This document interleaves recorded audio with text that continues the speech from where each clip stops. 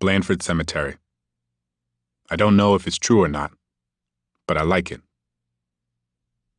Ken was tall and slender, with thick graying hair and a pair of glasses atop his forehead, ready, at any moment to, with a nod, drop down to his nose. Tours at the Blandford Cemetery were scheduled to begin every hour. At 9:55 a.m., I was the only person there. "Looks like it's just you and me," he said, smiling and rolling up his sleeves. The cemetery was as still as a cloudless sky. The soft din of lawnmowers buzzed in the distance, their vibrating bodies held by black men steering them in between tombstones draped in Confederate flags. The scent of freshly cut grass, a commingling of green blades and dry earth, swept across the field. The oldest marked grave at Blandford Cemetery dates back to 1702, but what this land is best known for took place more than a century and a half later. Buried here in Petersburg, Virginia, are the bodies of roughly 30,000 Confederate soldiers, one of the largest mass graves of Confederate servicemen in the South. I walked through this field and observed the names carved into each ashen tablet. James, Wright, Copman. I did not know if they were first names or last names, soldiers who fought in the Civil War, or their descendants. It was a cemetery full of bodies that have long watched over this land, and of newly buried bodies just becoming acquainted with the earth. The entrance to the cemetery was marked by a large stone archway ornamented with the words, "Our Confederate Heroes," and two smaller archways on either side of it. Two Confederate flags sat at the bottom of the columns framing the main archway and flapped gently in the wind. The first dragonflies of springs whipped through the light breeze, their translucent wings pulsing against the warm air, their unbridled bodies somersaulting past one another. I watched them dance through the air, land atop a headstone, and pause. I watched their wings twitch once, twice, then take off again, their bodies governed by the wind. I watched, and somewhat mystically, wondered whether these might have been descendants of dragonflies that flew over this land during the war more than a century and a half ago. I imagined them zipping past bullets that turned men into ghosts, their wings warm with beads of blood. I imagined them landing on top of bodies that were strewn on top of bodies, circling the smoke billowing from burning soil. Ken looked down at his black watch. It was 10 a.m. He led me out of the visitor center and up a set of stone stairs toward the church. The Blandford Church is a russet brick building with a festoon of tombstones in front of it. It was built as an Anglican church, part of the Church of England, but as the city of Petersburg grew, largely because of its proximity to the Appomattox River, which was a central means of trade throughout the region, the congregation decided in 1806 that they wanted to move to a more central location in the city. In order to do so, however, they had to go through a process of deconsecration, in which they formally declared that the building was no longer a church. When they do that, doors, floors, pulpit, pews, windows, all come out of this building. It is totally gutted, Ken said. The church, then a brick shell of itself, sat largely abandoned for 95 years. "I want to jump forward," Ken said, as a couple that had arrived late hustled up the hill to join us. Ken welcomed them, shared a brief summary of what he had previously said, and began telling the story of how this land was transformed into one of the largest cemeteries in the state. A year after the Civil War, there's a young lady in town named Nora Davidson. She is very much a daughter of the Confederacy, said Ken. Davidson was headmistress at a school for young women, and she took students to Blandford Cemetery to put flowers and flags on the graves of Confederate soldiers the year after the war.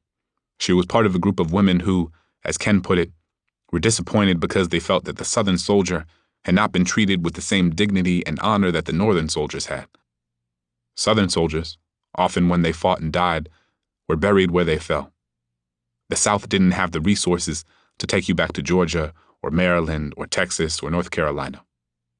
The ladies felt they wanted to do something about this, so they formed something called the Ladies' Memorial Association. Their mission was to exhume the bodies of the Confederate soldiers they could find and bring them into this now larger cemetery and rebury them, he said. The Petersburg Ladies Memorial Association was one of many that organized throughout the South in the aftermath of the Civil War, hiring laborers to find bodies and rebury them in Confederate cemeteries. Well, Ken said, it took them 15 years.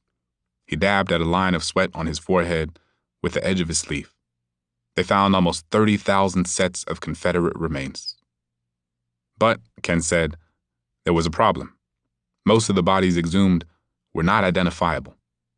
New forms of artillery had been introduced during the Civil War that men's bodies ravaged in a way that had previously been unseen in standard warfare.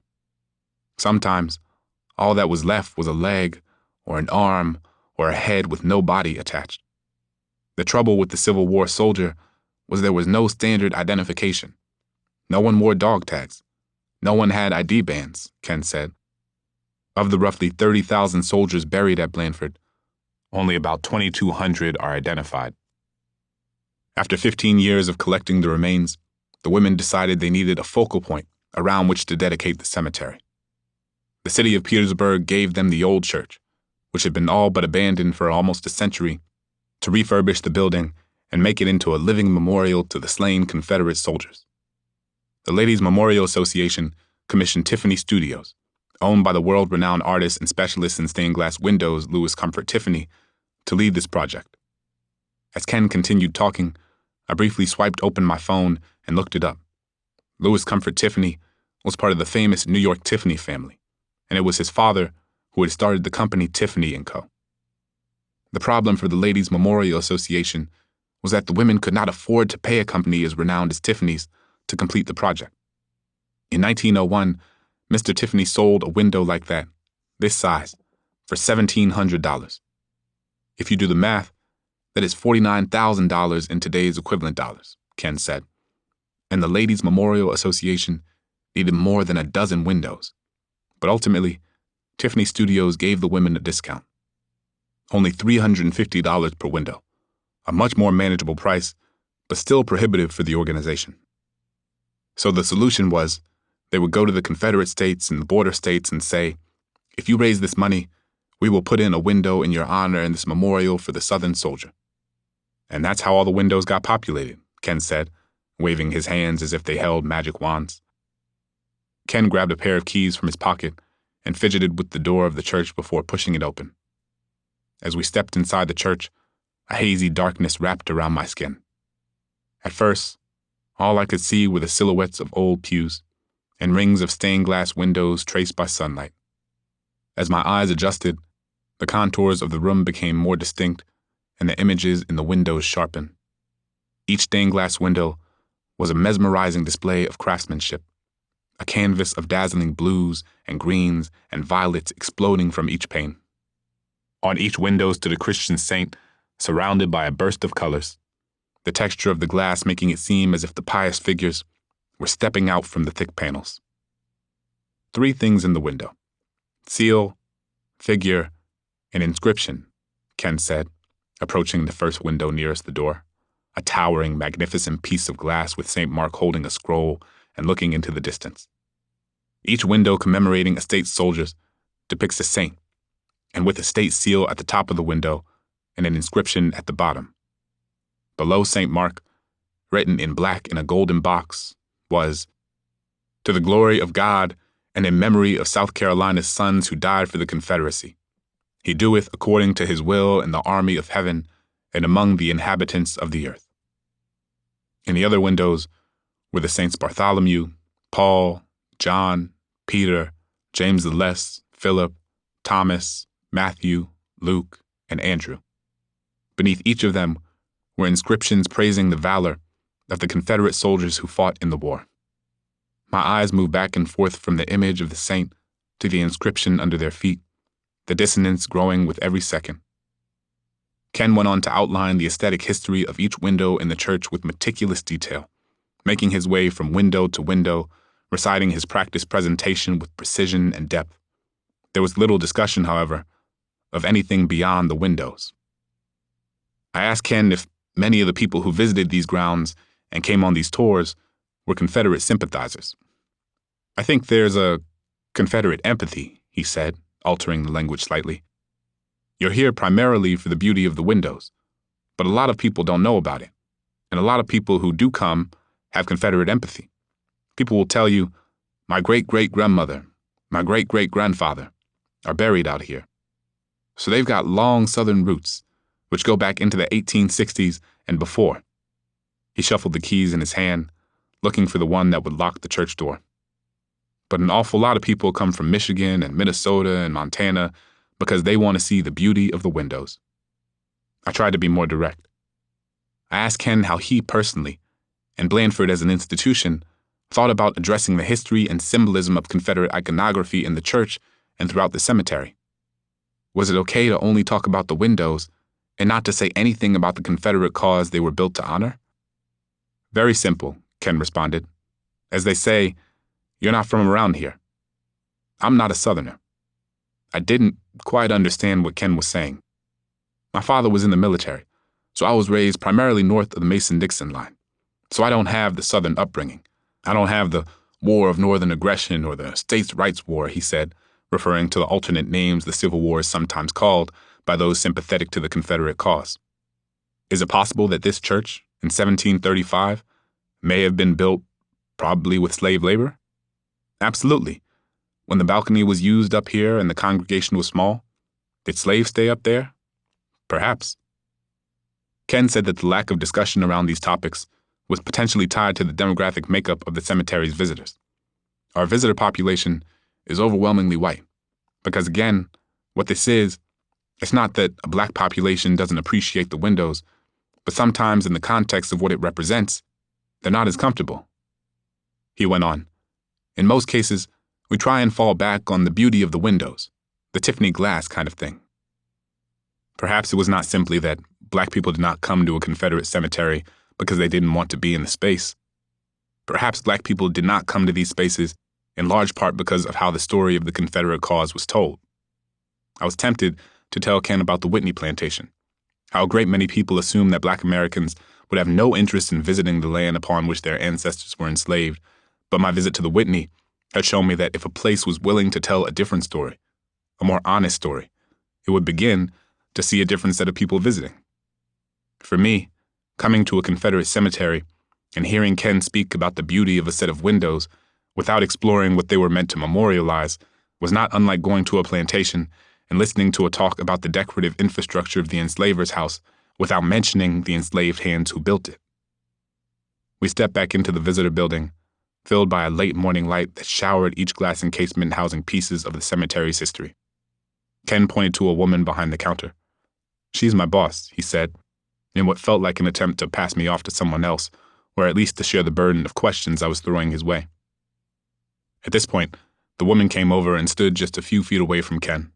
She smiled, and I smiled back. Martha had a kind face, with large tortoise-shell glasses that sat high on her nose. I asked her if the cemetery was concerned that, by presenting Blandford in such a positive light, they might be distorting its connection to an army and a cause that was violent, racist, and treasonous. Absolutely, she said. And when people ask, I've been here for 18 years, people often ask, what do I personally feel is the true cause? And I say, well, you get 5 different historians who have written 5 different books, I'm going to have 5 different answers. It's a lot of stuff. But I think from my perspective, of my ancestors, it was not slavery. My ancestors were not slaveholders. But my great-great-grandfather fought. He had federal troops coming into Norfolk. He said, nah, I've got to join the army and defend my home state. And that's what he did. It was not a slavery issue, but that's just for that particular individual. I always try to tell people it's a lot of things that came together. She continued, it was interesting. When I came to work in the church, my whole point is to learn about the interesting early history and talk about what the women did.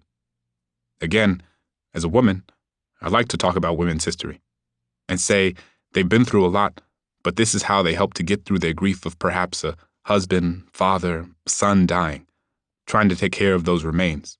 Because, again, the federal government took care of the Union Army. There was nothing done for the Confederates, so it was important to them. And this is what their result was, this beautiful chapel. To think you can walk in there, and as Ken was saying, just enjoy this little Anglican church that is restored to this beautiful chapel. I think you could take the Civil War aspect totally out of it. and enjoy the beauty. I made a note of Martha's invocation of her lineage as the starting point of our conversation. It did not feel incidental, but central to how she thought about the war and what it represented. You were talking about how, for a lot of people, they can come in here and just see the windows and appreciate the history and decor of the church, I said. But for me, as someone who was a Black American, someone whose ancestors were enslaved, it is very difficult for me to disentangle any of it. I think there's a profound dissonance even to be here. I've never been to a Confederate cemetery except at this moment. Ken walked back in our direction. I think I experience it probably in a very different way than a lot of your visitors. As I said all of this, Martha and Ken nodded. Unfortunately, we don't often get that, Ken said. What would you guess, Martha? 85, 90% of our visitors are white? Martha nodded. If I had to guess, I imagine that even that number was understating the percentage of white visitors. Ken stepped away again, and I continued my conversation with Martha.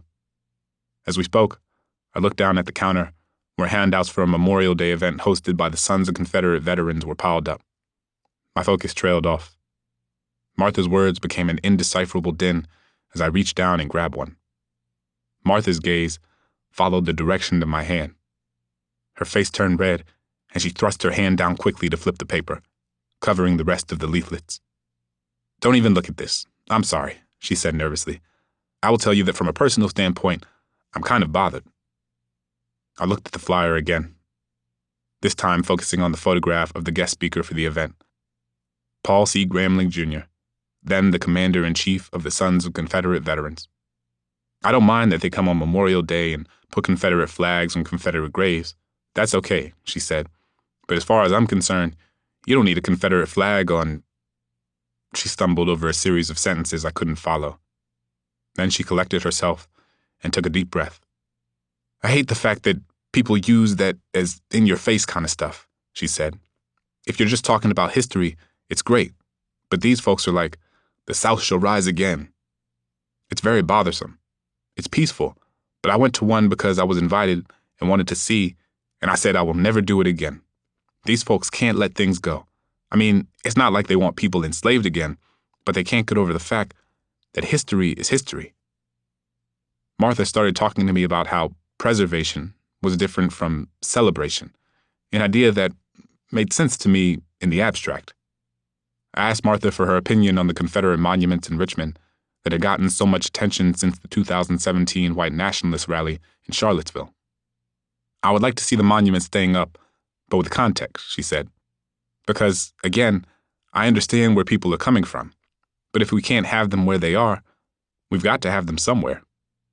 The thing is, my personal opinion, and I will tell you this, I don't think that Robert E. Lee would have been pleased with all this deitizing. He was a very humble person. I don't think he'd be happy at all with the controversy, she said. He did what he thought was right. He did do an awful lot. Again, he was in the U.S. Army before he took on the Confederate States of America, the CSA. But just from personally reading things about him, I don't think he'd be happy at all to know about all these statues of him everywhere. I don't think he'd be happy to know that there's a controversy about Monument Avenue, because he was just much more humble than that. More people were coming into the visitor center, and I didn't want to keep either of them from their work. I thanked Ken and Martha for their time. We shook hands, and I made my way out of the door, the wind slapping against the thousands of tombstones around me. I thought about Martha's admiration for Robert E. Lee and her assertion that he would not have liked the statues that had been raised in his name. Perhaps Martha was right, as Lee's words suggest that he likely would not have advocated for Confederate monuments to be erected. In an August 1869 letter he wrote, I think it wiser, moreover, not to keep open the sores of war, but to follow the examples of those nations who endeavored to obliterate the marks of civil strife, to commit to oblivion the feelings engendered. Lee's hesitancy to erect memorials after the war, however, should not be considered exculpatory, or a reflection of his desire to move toward an egalitarian society in which Black people were equal to their white counterparts. As historian Kevin M. Levin notes, Lee remained outwardly reconciled to defeat, but privately he was troubled about emancipation and the end of slavery. Robert E. Lee was a slave owner who led an army predicated on maintaining and expanding the institution of slavery. A letter Lee wrote to his wife in 1856 is often used as a means of demonstrating that Lee couldn't have fought for the Confederacy in order to protect slavery because he believed that slavery was, quote, a moral and political evil. Devoid of additional context and an acknowledgement of the fact that Lee owned enslaved people, this assertion might seem to shield Lee from allegations of racism and bigotry. And yet, 2 sentences later, it reads, I think it, however, a greater evil to the white man than to the black race, and while my feelings are strongly enlisted in behalf of the latter, my sympathies are more strong for the former. The blacks are immeasurably better off here than in Africa, morally, socially, and physically. The painful discipline they are undergoing is necessary for their instruction as a race, and I hope will prepare and lead them to better things. How long their subjugation may be necessary is known and ordered by a wise and merciful providence. Their emancipation will sooner result from the mild and melting influence of Christianity than the storms and tempest of fiery controversy. While Lee believed that slavery would one day come to an end, he also seemed to believe it was up to God when that happened. It was a view common of those in Lee's world. He and his fellow enslavers had no control over it. Everyone, including the enslaved, were simply meant to wait for divine intervention. As a slave owner, Lee was ruthless in breaking up families. According to historian Elizabeth Brown Pryor, by 1860, he had broken up every family but one on the estate. When 3 of Lee's enslaved workers escaped, he had them hunted down, and when they were returned, had them beaten in a spectacle of cruelty. A testimony from one of the people who attempted to escape reads, We were immediately taken before General Lee, who demanded the reason why we ran away. We frankly told him that we considered ourselves free. He then told us he would teach us a lesson we would never forget. He then ordered us to the barn, where, in his presence, we were tied firmly to posts by Mr. Gwynn, our overseer, who was ordered by General Lee to strip us to the waist and give us 50 lashes each, excepting my sister, who received but 20. We were accordingly stripped to the skin by the overseer who, however, had sufficient humanity to decline whipping us. Accordingly, Dick Williams, a county constable, was called in, who gave us the number of lashes ordered. General Lee, in the meantime, stood by and frequently enjoined Williams to lay it on well, an injunction which he did not fail to heed. Not satisfied with simply lacerating our naked flesh, General Lee then ordered the overseer to thoroughly wash our backs with brine, which was done. During the war, Lee was, like his contemporaries, disturbed by the sight of black soldiers in Union ranks. White soldiers under his command ruthlessly executed black soldiers who attempted to surrender during the infamous Battle of the Crater, the first time Lee's Army of Northern Virginia had faced large numbers of black troops. The Battle of the Crater is helpful not only in contextualizing Lee, but in contextualizing the cemetery itself. You can connect this directly to the Blandford Cemetery, Levin later told me. The Confederate counterattack that pushed back the Union advance, including an entire division of black soldiers, began just steps from Blandford. These men were told that black soldiers were present on the battlefield, and it infuriated them. Roughly 200 black soldiers were murdered after surrendering either during or after the battle. There are references to the crater inside the church. In short, the Blandford Church is on the crater battlefield. For whites in the Confederate Army, seeing black men in Union uniforms represented a profound and infuriating turning point in the war, one that tapped into their worst impulses. The use of black soldiers was a threat to the entire social order the South had been predicated on. Black soldiers in the Union Army did not simply reflect a new demographic composition of their military opponents.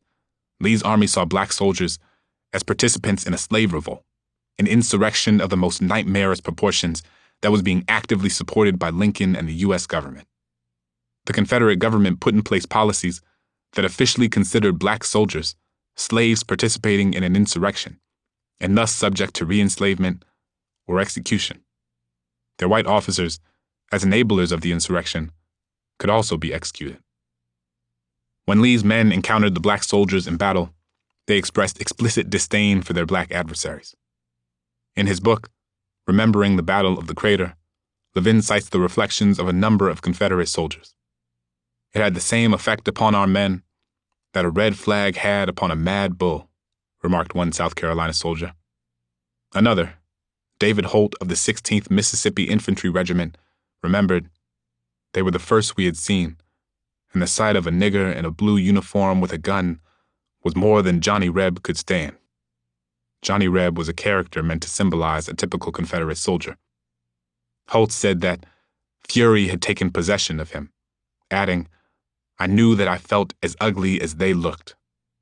Per Laban Odom of the 48th Georgia, "Our men killed them with the bayonets and the butts of their guns in every other way, until they were lying 8 or 10 deep on top of one another, and the blood almost shoe-quarter deep." Another soldier in the same regiment wrote, "The bayonet was plunged through their hearts, and the muzzle of our guns was put on their temple, and their brains blown out. Others were knocked in the head with butts of our guns. Few would succeed in getting to the rear safe." Confederate soldiers were no less brutal after black troops had surrendered. Levin outlines how soldiers described in detail what happened after the fighting ceased. Jerome B. Yates of the 16th Mississippi remembered, "Most of the Negroes were killed after the battle. Some killed after they were taken to the rear. According to Henry Van Leuvenai Bird, the only sounds which now broke the silence was some poor wounded wretch begging for water, and quieted by a bayonet thrust which said unmistakably, 'Bois ton sang, tu n'aurais de soif.' Drink your blood, you would have no more thirst." James Verdery called it a truly bloody sight, a perfect massacre, nearly a black flag fight. Levin argues that such violence was meant to convey to black people still trapped in the claws of enslavement behind Confederate lines that no such insurrection, be it inside or outside the confines of war, would be allowed. The Richmond Examiner unambiguously captured the sentiment many Southerners held at the time, asking General Mahone and his men not to relent. "Shut your eyes, General, strengthen your stomach with a little brandy and water, and let the work, which God has entrusted to you and your brave men, go forward to its full completion. That is, until every Negro has been slaughtered.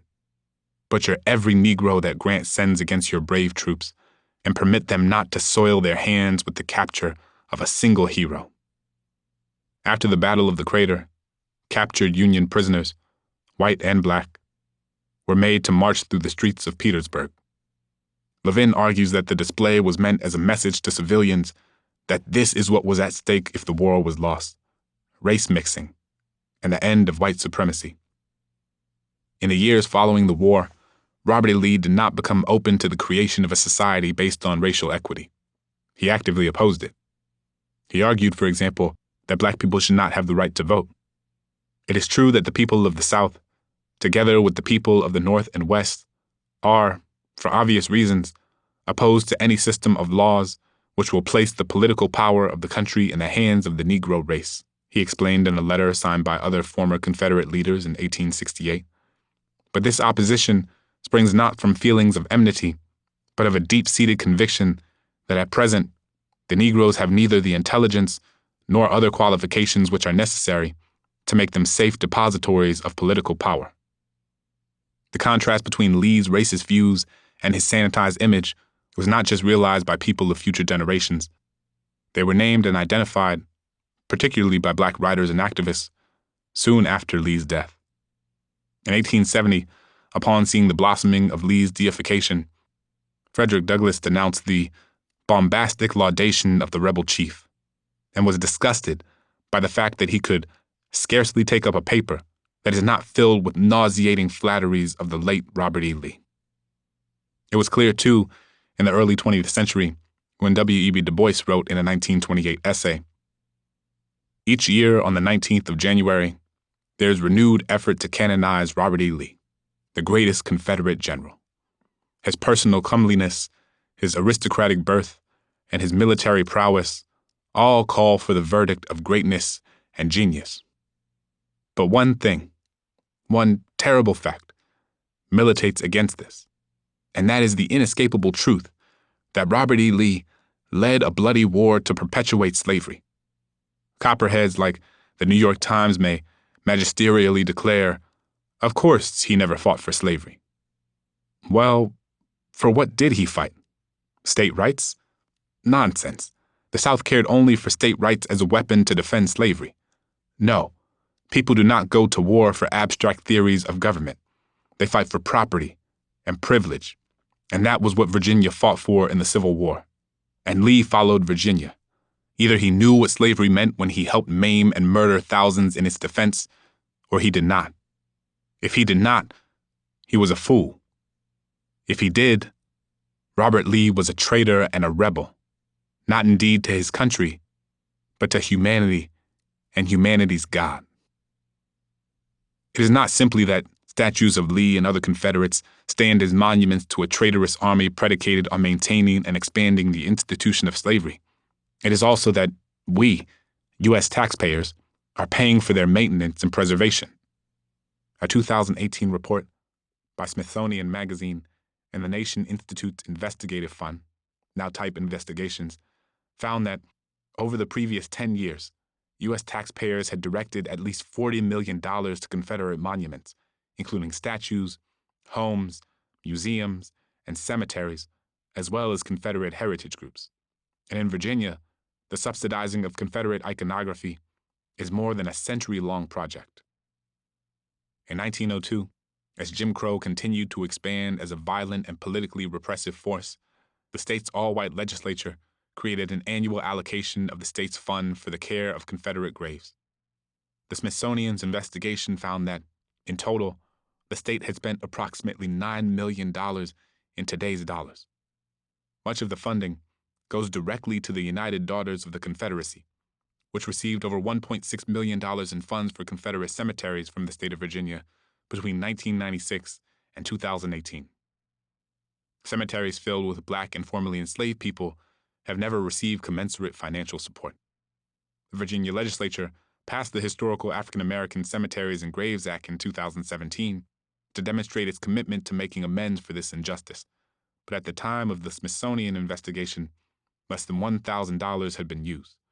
Virginia has increased its level of support since then and established a fund specifically for 19th century African American cemeteries in 2020, a step to make up for over a century's worth of neglect. Across the street from Blandford Cemetery, a smaller and more understated burial ground stood.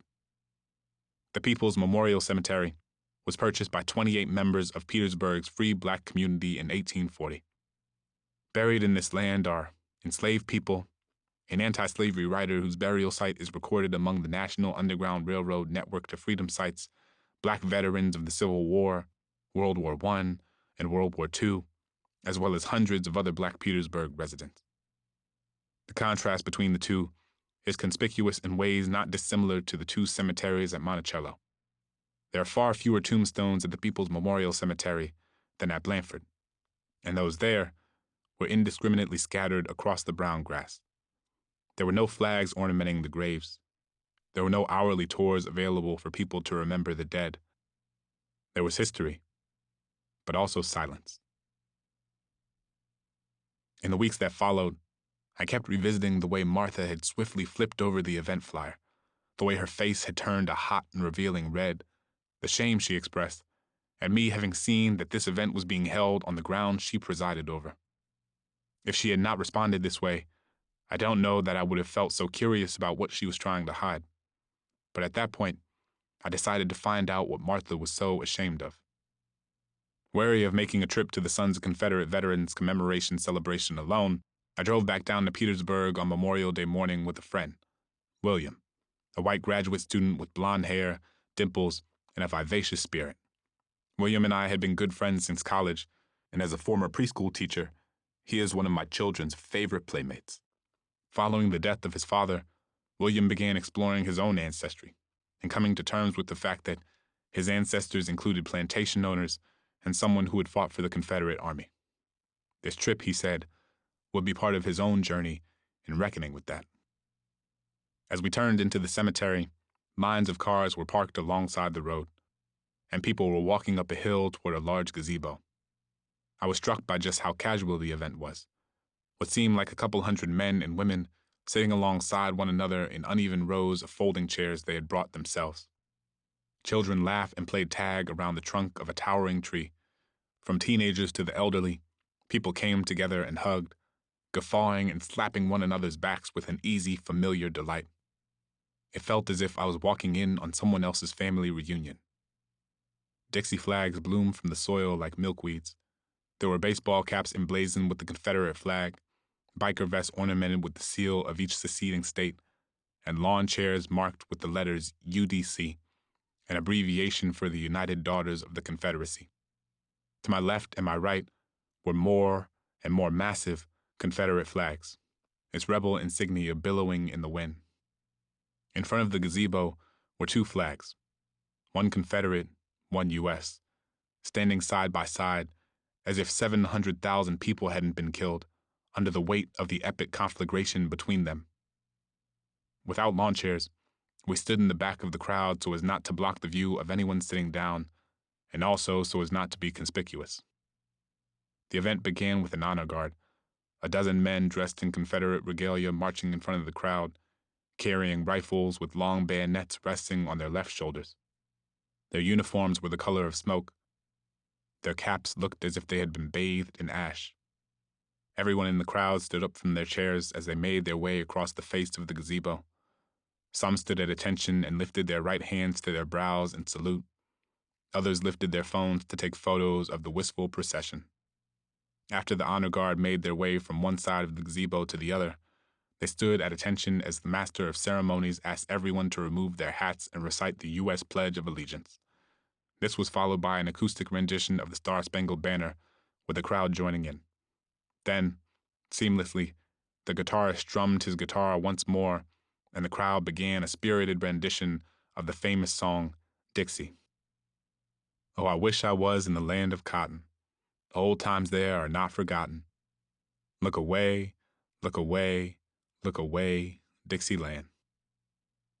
The song was originally written in the 1850s to be performed as part of a minstrel show in which white actors dressed up in blackface. Over time, it became the de facto Confederate anthem, and the song would play as Confederate soldiers prepared to enter battle. The song became a symbol of massive resistance, a movement to prevent school desegregation that grew to encompass resistance to civil rights more broadly in the mid-20th century. The Old Miss Marching Band even played it on the football field. They performed while wearing Confederate-inspired uniforms. I looked around as everyone sang in unison, lifting their voices in an almost paradoxically mellifluous tribute to a fallen ancestral home. A home never meant for me. A variety of other speakers came to the podium under the gazebo to speak, each of them praising the soldiers buried under our feet and castigating those who might espouse objections to such eulogizing. This cemetery, one said, this is as important as any other cemetery in the Confederate States of America, lest we never forget the trials, the tribulations that they fought, died, and went through, and their families. While those who hate seek to remove the memory of these heroes, another said, these men paid the ultimate price for freedom, and they deserve to be remembered. As we stood there listening, I pulled out a small journal and began taking notes. I tried to be subtle, but it felt as if my pen was loudly screeching against the page each time it touched the paper. I felt eyes on me, as more than a few people turned around in their seats and looked with puzzlement and likely suspicion at the black man they had never seen before standing in the back of a Sons of Confederate Veterans crowd. A man to my right, not so subtly, took out his phone and began recording me with its camera. People continued to turn their heads. The stares began to crawl over my skin. I slowly closed the notebook and stuck it under my arm, looking up toward the gazebo, doing my best to give off the sense that I was unfazed. Without moving my head, I scanned the crowd again. The man in front of me had a gun in a holster on his waist. Virginia is an open carry state. Paul C. Grambling, Jr., the commander-in-chief of the Sons of Confederate Veterans at the time, was the keynote speaker. I recognized him from the flyer Martha had tried to hide from me weeks before. Gramling wore a tan suit with a white Oxford shirt and a straw boater tilted down just a touch over his forehead, as if it were meant to spin on its own axis. He had long, dark blonde hair that fell down the back of his neck and rested on his shoulders, and a thick goatee that covered his lips. As he stepped to the podium, his face emerged from the shade of the gazebo and was soon bathed in the soft angles of afternoon light. Gramling began his speech by sharing a story about the origin of Memorial Day. I've read several people writing about Memorial Day and how it started. I come across one the other day. I don't know if it's true or not, but I like it, and I wanted to share it with you this afternoon.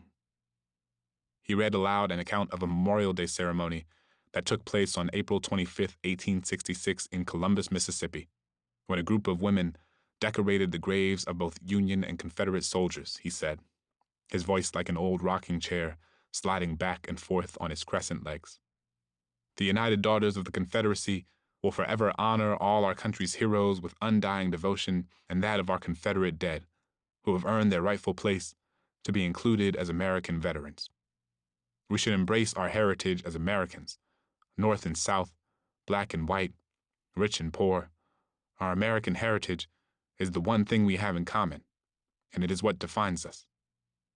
I was fascinated by the conciliatory equivocation in his tone, and his desire, it seemed, not to push a demarcation between the Confederacy and the United States, but to assimilate the memory of the Confederacy more fully into the country's historical consciousness.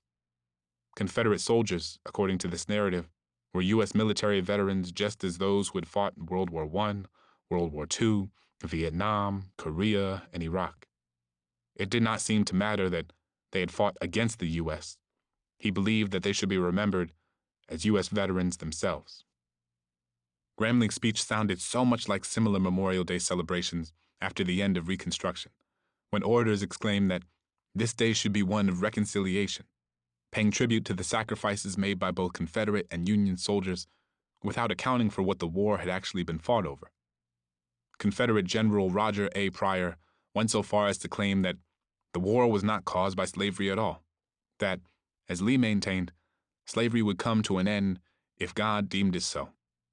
Impartial history will record that slavery fell not by any effort of man's will, but by the immediate intervention and act of the Almighty himself, and in the anthem of praise ascending to heaven for the emancipation of 4 million human beings, the voice of the Confederate soldier mingles its note of devout gratulation.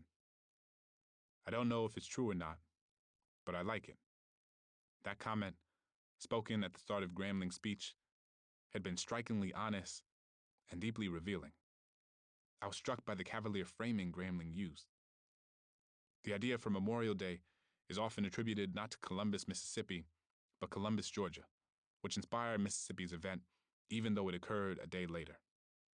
In 1866, the Ladies' Memorial Association in Columbus, Georgia, selected April 26th, the anniversary of Confederate General Joseph E. Johnston's surrender to Union General William T. Sherman, to pay tribute to the Confederate dead. Other states had other dates they used to mark the earliest celebrations of Memorial Day, or Decoration Day, as it was often called. For example, May 10th, the anniversary of Stonewall Jackson's death, and June 3rd, the birthday of former Confederate President Jefferson Davis. Many places throughout the South lay claim to being the originators of Memorial Day, including Blandford Cemetery. According to the official website of Petersburg, Virginia, the first Memorial Day was celebrated on the grounds of Blandford in June 1866. The story is at least as much a matter of interpretation as of fact.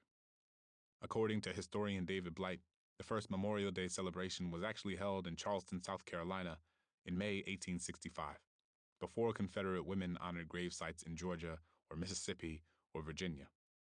In the archives of Harvard, Blight found reports from both the New York Times and the Charleston Daily Courier detailing an event conducted by black workmen, mostly freed slaves, who buried and commemorated fallen Union soldiers.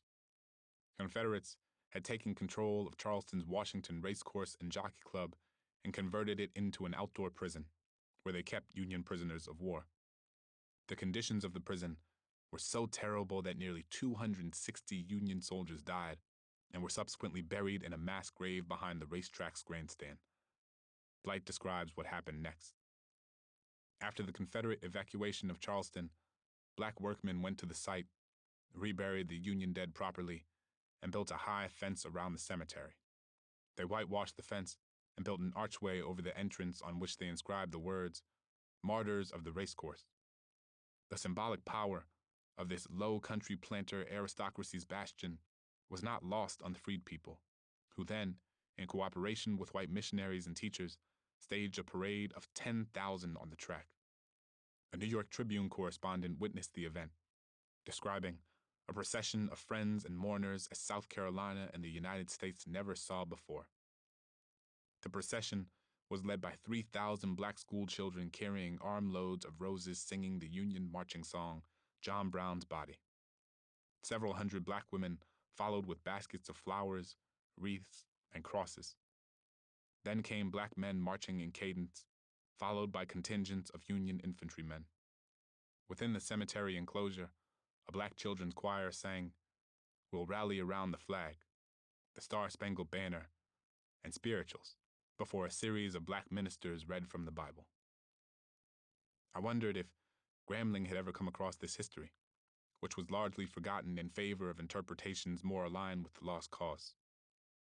The Lost Cause is a movement that gained traction in the late 19th century that attempted to recast the Confederacy as something predicated on family, honor, and heritage, rather than what it was, a traitorous effort to extend and expand the bondage of black people. The movement asserted that the Civil War was not actually about slavery, that soldiers and generals who fought in the war were honorable men, who did so simply for their families and communities, not because of any racist antagonism. The myth of the Lost Cause not only subsumed those sympathetic to the Confederate cause, but also laid its claim to broad swaths of American consciousness. It attempted to rewrite U.S. history. The first Memorial Day, as Blight describes it, received significant press coverage at the time. But after Reconstruction was defeated and as white Democrats took control of state politics, the story of the event disappeared from official records and public consciousness. As he continued his speech, Grambling turned his attention away from the history and began describing a talk he had given that addressed the present-day controversy around the Confederate monuments standing across the country. I told them that if they were to succeed in eradicating all things Confederate, what comes next? I was struck by the stillness in his face, how serious his eyes were as they scanned the crowd. Our enemies know that if they can take us out, the rest of this country is going to be easy for their picking. Now, 30 years we have been dealing with people trying to take away our symbols. When these monuments were erected over 100 years ago, in our towns, they were erected in these cities and these towns. The whole town was involved in it. I know in Shreveport, Louisiana, where I'm from, we have a monument there, in Cato Parish Courthouse. And at the dedication of that monument in 1906, there was hundreds of thousands of people there at the dedication. People in the crowd nodded. My ears prickled with nervous heat. But to think about these men that lay here, buried, that look like that up there. He pointed in the direction of what looked to be a 30-foot statue of a Confederate soldier to the crowd's right. If you take a good look at him, that was all there was to it as far as dealing with the elements, dealing with the enemy, and to know that we have 30,000 of these men buried here, known only to God. And then I think about all the monuments across this country that naysayers are decrying. Get rid of them. That offends me. I don't like it. I refer to them as American ISIS. He looked out into the crowd, who murmured affirmation, and his face contorted with delight. I've even written about this in the Confederate Veteran, in my article, because they are nothing better than ISIS in the Middle East. They're trying to destroy history they don't like. And like I said, once they go through the Confederate symbols, U.S. symbols, Christian symbols will be next. Each syllable of Grambling's word were like cigarette embers being pushed onto my skin. I thought of all my friends back home in New Orleans, who had spent years fighting to have the Confederate monuments removed. So many of them were teachers, committed to showing their students that we did not have to accept the status quo as unchangeable. Others were parents, attempting to build a better world, a better city for their kids, one that did not include slave owners lifted up on 60-foot pedestals. and many were our elders, veterans of the civil rights movement who had taught us so much of what these statues represented and who, decades ago, had laid their bodies on the line fighting against what these statues represented. I knew these people. None of them were terrorists. Gremling continued, urging all those who were present to understand the true meaning of the Confederacy and to take back the narrative. We've got to be able to stand up and say, we are more than just this. He pointed to the Confederate flag to the left of the gazebo. We are both of these. He extended the index finger of his opposite hand in the direction of the U.S. flag to his right, so that his arms were now outstretched, as if he were blessing the flags that flanked him. As he began to wind down, Grambling proudly noted how he and the sons of Confederate veterans sought to advance their cause by repackaging a well-worn rhetorical maxim. He exclaimed, "When I say that we need to make Dixie great again," some of you might have seen this on our website. We have a baseball cap that says, "Make Dixie great again." It's very similar to the other red cap that I've seen coming out of Washington, D.C. Make America great again. But I'll submit to you that in order to make America great again, we've got to make Dixie great again. As Grambling stepped away from the podium, the crowd gave him a rousing round of applause. Two men in front of us holding large Confederate flags began to swing them through the air with unsettling fervor. I turned to William. He raised his eyebrows and let out a long, heavy exhale. We both did a quick glancing survey of everything in front of us and behind us, as if we were small animals who felt unfamiliar vibrations in the earth beneath us. The remainder of the program was filled with another singer and shorter remarks from a man who reasserted many of Gramling's previous points. As the event concluded, different representatives of the United Daughters of the Confederacy and the Sons of Confederate Veterans laid wreaths at the base of the statue of the Confederate soldier. The honor guard then turned toward the large stretch of cemetery, lifted their rifles toward the sky, and fired into the air 3 times. I felt my knees buckle at the sound of the first shot, and a thrust of adrenaline hurtled through me. The boom of the rifles reverberated throughout my body. I shut my eyes for the second shot, and again for the third. I felt a tightening of muscles inside my mouth, muscles I hadn't known were there. As of 2019, according to a report from the Southern Poverty Law Center, there were nearly 2,000 Confederate monuments, place names, and other symbols that remained in public spaces across the country. The creation of these monuments was not a harmless commemoration or merely an attempt to remember fallen Americans. The creation of any monument sends a message, whether intentional or not.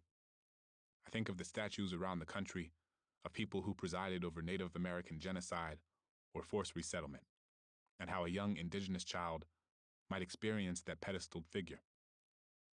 The erection of Confederate monuments in the early 20th century came at a moment when many Confederate veterans were beginning to die off in large numbers.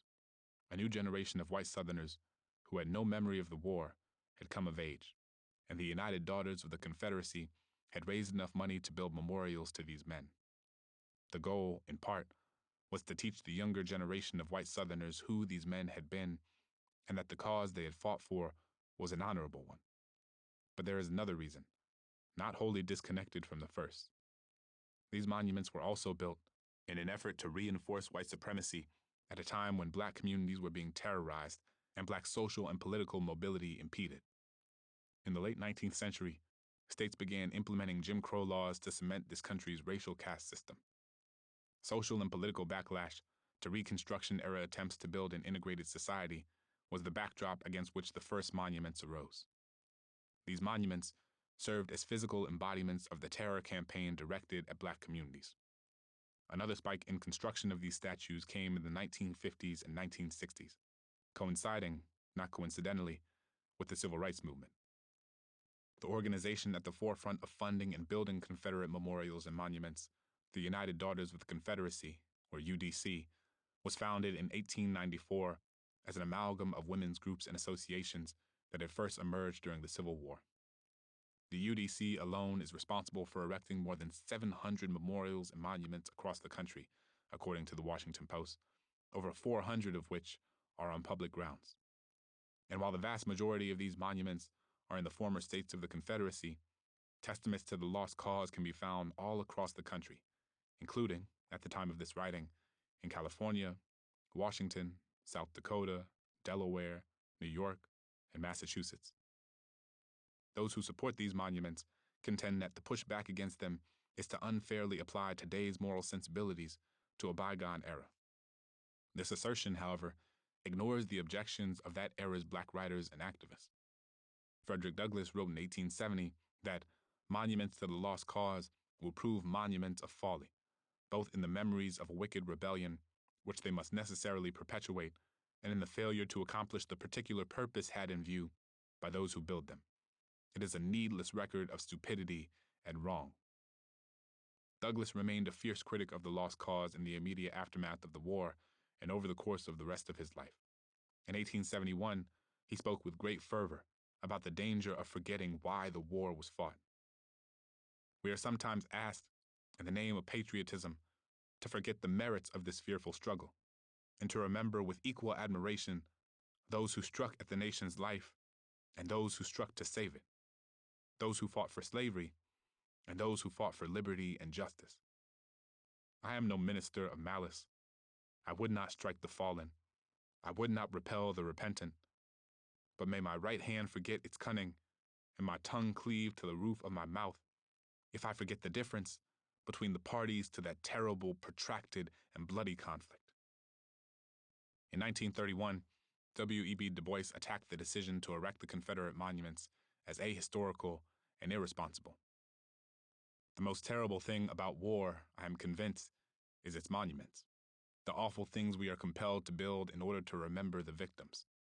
In the South particularly, human ingenuity has been put to it to explain on its war monuments the Confederacy. Of course, the plain truth of the matter would be an inscription something like this: sacred to the memory of those who fought to perpetuate human slavery. But that reads with increasing difficulty as time goes on. It does, however, seem to be overdoing the matter to read on a North Carolina Confederate monument, "Died fighting for liberty." The myth of the lost cause did not begin or end with Confederate monuments. The myth seeps into many other facets of state-sanctioned life. In 11 states, there are a total of 23 Confederate holidays and observances.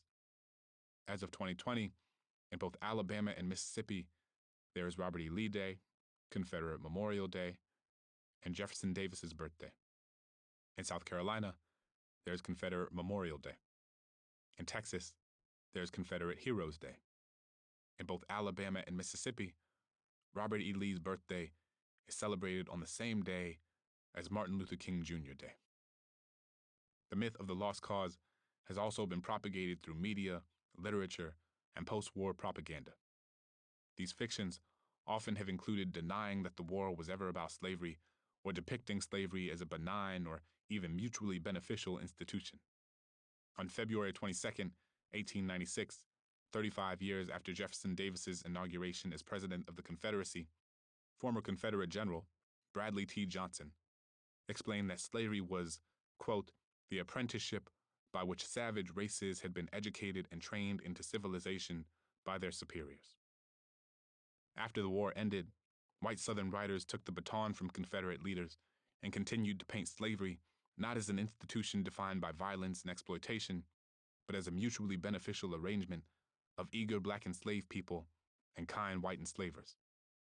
Thomas Nelson Page, a writer from Virginia who was just 12 years old when the war ended, exemplified this misguided nostalgia in stories that appealed to white Northerners and Southerners alike. Using his conception of 19th century black dialect, he wrote about enslaved people who longed for the era of slavery to return. In Marsh Chan, A Tale of Old Virginia, Sam, a formerly enslaved black person, says, "Dem was good old times. Massa, the best Sam ever see.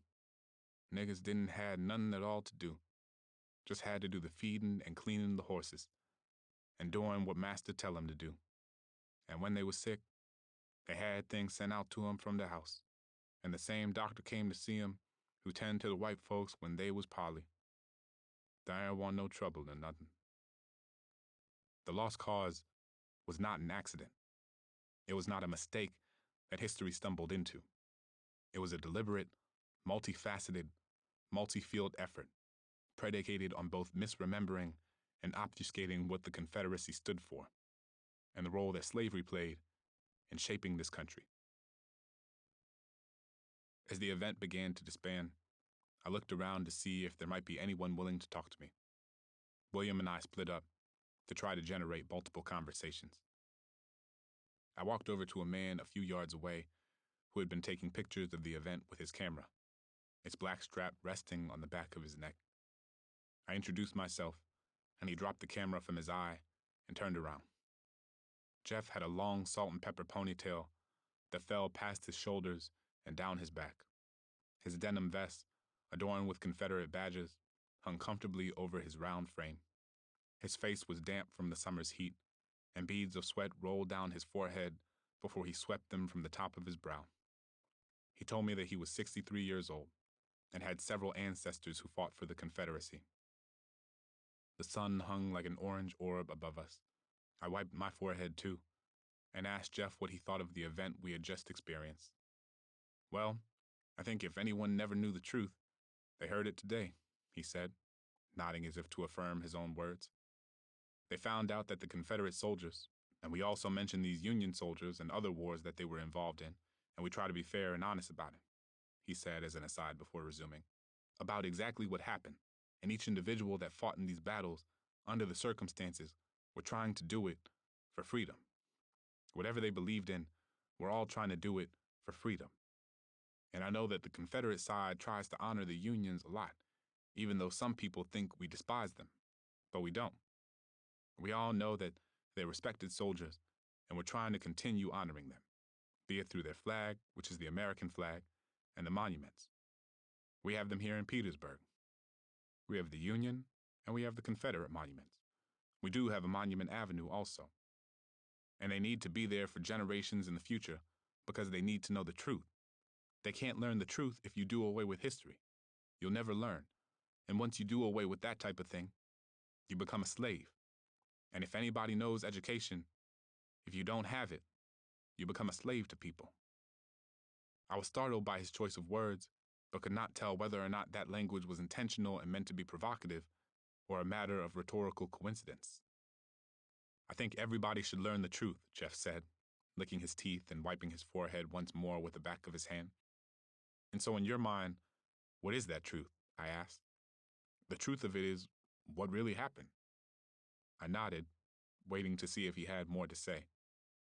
Well, basically, everybody always hears the same things.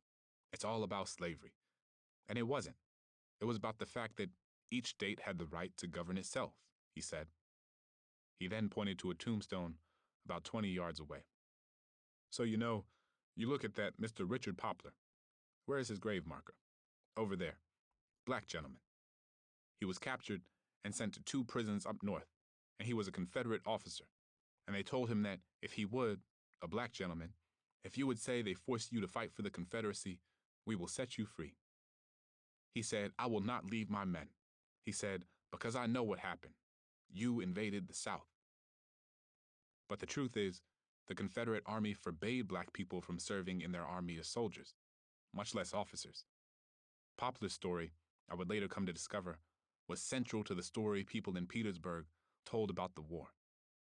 His 1886 obituary read, when the Sussex Dragoons were formed at the beginning of the war, and when they became Company H of the 13th Virginia Cavalry, Richard attached himself to the command. The Sussex Dragoons were a wealthy organization, and each member of the company had his own servant along with him. From April 1861 until the retreat from Gettysburg, Richard remained faithfully attached to the regiment. The commemoration of Poplar seems to have begun in 2003, when a local chapter of the Sons of Confederate Veterans pushed for an annual Richard Poplar Day. In 2004, the mayor of Petersburg signed a proclamation declaring one, and calling Poplar a veteran of the Confederate Army who served in the 13th Virginia Cavalry. A headstone for Poplar was also put in a place at Blandford where his body was believed to be buried, just a few yards from where I stood with Jeff. But as Levin notes, the characterization of Poplar having attached himself as a servant seems to indicate that he was not enlisted as a soldier. Poplar's 1886 obituary suggests that he was a cook for the soldiers, not someone engaged in combat. This myth-making is not unique to Poplar. There have been claims that up to 100,000 black soldiers fought for the Confederate Army, that black men fought under General Robert E. Lee, and that these men valiantly died as part of racially integrated regiments willing to sacrifice their lives to save the South. But there is no evidence to support this. The myth of black Confederate soldiers emerged in the 1970s, pushed by the sons of Confederate veterans. The story was a response to changing public perceptions of the Civil War in the years after the Civil Rights Movement, away from lost cause mythology and toward recognition that slavery was central to this conflict. The SCV appear to have thought that if they could appropriate the stories of men like Richard Poplar, they might, despite an avalanche of evidence to the contrary, protect the Confederacy's legacy. A Confederate sympathizer could argue, if the war was fought over slavery, why were black soldiers fighting for the Confederates? And if black soldiers fought for the Confederates, how could it be considered racist to fly the Dixie flag? The idea of using enslaved people during the war had been suggested by Confederate General Patrick Cleburne, but the proposal was scoffed at by the majority of Confederate leadership because it undermined the entire basis upon which the war was being fought. Leadership found themselves in a position in which they could choose to perpetuate slavery or give everything they had to win the war and secure independence, a choice many Confederate leaders were unwilling to accept. Robert M.T. Hunter, a senator from Virginia, is reported to have said, "What did we go to war for, if not to protect our property?" Another Confederate leader, General Howell Cobb, was even more explicit. "If slaves will make good soldiers, our whole theory of slavery is wrong." In a last-ditch effort to salvage the war, just weeks before Lee would surrender at Appomattox, the Confederacy did approve legislation that would allow black people to fight for the Confederacy. But by then, it was far too late. The war had effectively already been lost. As I continued speaking with Jeff, he began talking about how Lincoln's aggression and the imposition of federal rule on the Confederacy escalated tensions and ultimately led to war. "It's like I said, it's like me going in your house and telling you how to live in it. You have the right to live in your house, your way, as long as there is not a real major threat or nothing." And that's what he tried to do. I wanted to understand what, if any, role Jeff thought slavery had played in the war's origin story. I asked him if he thought it was a part of the reason the Civil War began. "Oh, just a very small part. I mean, we can't deny it wasn't there. We know slave blocks existed. But the fact is, there was a small amount of us, small amount of plantations in the South that had them. Now, if you want to go after them, that's one thing, but you're coming after my family too." The idea that slavery was just a very small part of why the Civil War began is not unique to Jeff. It is reflective of decades of lost cause propaganda. While running for the presidency in 1860, Lincoln opposed the expansion of slavery into new territories, but he promised not to interfere with slavery in any of the 15 states where it already existed. Despite his promise, many Southern leaders perceived Lincoln's election as a direct abolitionist threat to their enterprise. According to historian Edward Bone Kemper, before he was inaugurated, the 7 states with the highest numbers of enslaved people per capita, as well as the highest percentage of family slave ownership, seceded from the Union. An additional 4 would follow. Confederate declarations of secession and records from secession conventions show that these states were wholly committed to the institution of slavery, a commitment that far surpassed their commitment to the Union. If they had to choose between slavery and unity, these states unequivocally chose the former. The following are excerpts from several declarations of secession, speeches presented at secession conventions, and other documents related to secession. Mississippi. Our position is thoroughly identified with the institution of slavery, the greatest material interest of the world. Its labor supplies the product which constitutes by far the largest and most important portions of the commerce of the earth. These products are peculiar to the climate verging on the tropical regions, and by an imperious law of nature, none but the black race can bear exposure to the tropical sun. These products have become necessities of the world, and a blow at slavery is a blow at commerce and civilization. There was no choice left us but submission to the mandates of abolition or a dissolution of the Union, whose principles had been subverted to work out our ruin. South Carolina. A geographical line has been drawn across the Union, and all the states north of that line have united in the election of a man to the high office of President of the United States, whose opinions and purposes are hostile to slavery. Lincoln is to be entrusted with the administration of the common government, because he has declared that that government cannot endure permanently half slave, half free, and that the public mind must rest in the belief that slavery is in the course of ultimate extinction. This sectional combination for the submersion of the Constitution has been aided in some of the states by elevating to citizenship persons who, by the supreme law of the land, are incapable of becoming citizens, and their votes have been used to inaugurate a new policy, hostile to the South and destructive of its beliefs and safety. Louisiana. The people of the slave-holding states are bound together by the same necessity and determination to preserve African slavery. Texas. We hold as undeniable truths that the governments of the various states and of the Confederacy itself were established exclusively by the white race, for themselves and their posterity, that the African race had no agency in their establishment, that they were rightfully held and regarded as an inferior and dependent race, and in that condition only could their existence in this country be rendered beneficial or tolerable. Florida. This party, now soon to take possession of the powers of the government, is sectional, irresponsible to us, and driven on by an infuriated fanatical madness that defies all opposition, must inevitably destroy every vestige of right, growing out of property in slaves. Alabama. The election of Mr. Lincoln is hailed not simply as a change of administration, but as the inauguration of new principles and a new theory of government, and even as the downfall of slavery. Therefore, it is that the election of Mr. Lincoln cannot be regarded otherwise than a solemn declaration, on the part of a great majority of the Northern people, of hostility to the South, her property, and her institutions, nothing less than an open declaration of war. For the triumph of this new theory of government destroys the property of the South, lays waste to her fields, and inaugurates all the horrors of a San Domingo's servile insurrection, co-signing her citizens to assassinations and her wives and daughters to pollution and violation, to gratify the lust of half-civilized Africans. And the drafters of Virginia's ordinance of secession left no doubt as to why they were separating from the Union. Virginia.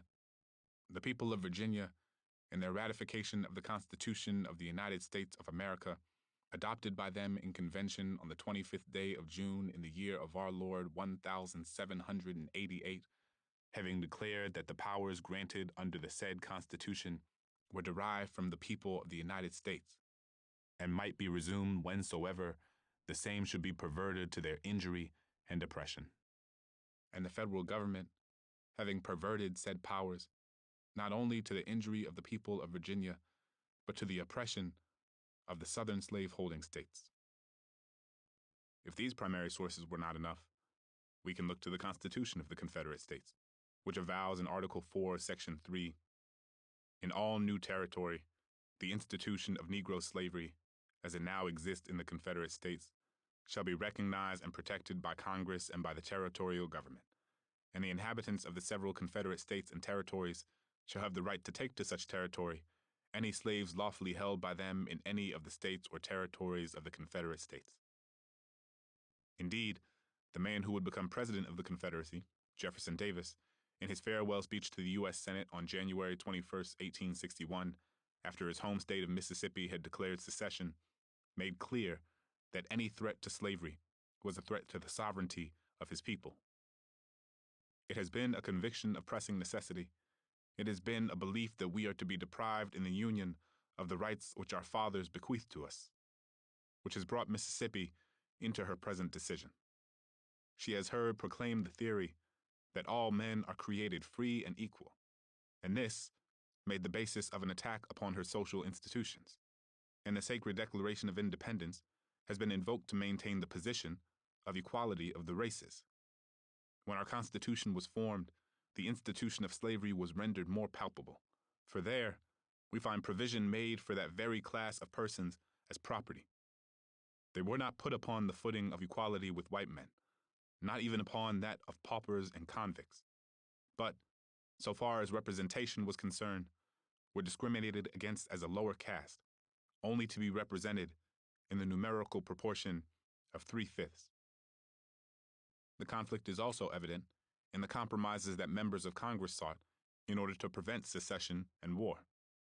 In December of 1860, as the rumblings of war became increasingly more forceful, Kentucky Senator John J. Crittenden introduced what would become known as the Crittenden Compromise, which proposed 6 constitutional amendments and 4 congressional resolutions aimed at preventing the South from leaving the Union.